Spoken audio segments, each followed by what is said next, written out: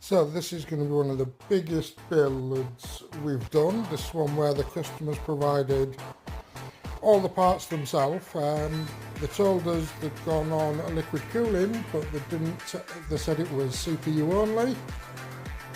Didn't tell us it was a complete custom cooling to be built, so it was way underpriced.